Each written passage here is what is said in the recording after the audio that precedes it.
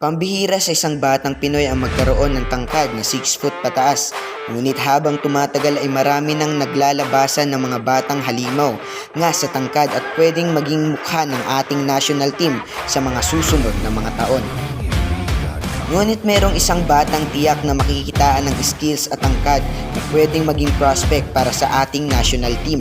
Dahil sa murang edad niya ay may taas itong 6 foot 5 at siya ay 14 years old pa lamang nga. Siya nga ay si Prince Carreño, naglalaro bilang sentro dahil napakalaking agwat nito sa kanyang mga kaedad kaya siya ay nalagay sa pagiging sentro.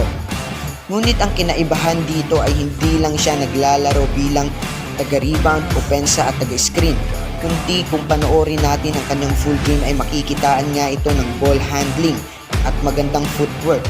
Meron ding post moves at mataas na IQ pagdating sa laro. At kaya rin niyang gumawa ng sarili niyang tira.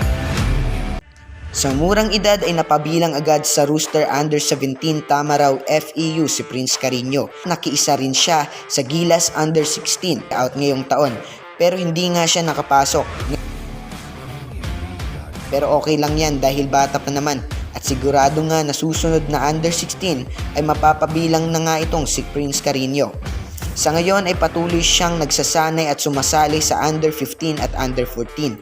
Marami na itong pagkakataong nanalo at nagtamo ng karangalan na tinanghal ding MVP. Kung makikita natin ang kanyang laro ay malakar tamayo dahil sa bilis at IQ nito pagdating sa laro. Sana ay makita ito ng mga coaches ng ating national team upang sa mga susunod na taon ay meron na silang prospect na magiging mukha ng ating national team. Sa ngayon ay patuloy natin silang suportahan dahil sila ang magiging mukha ng ating national team sa mga susunod na henerasyon.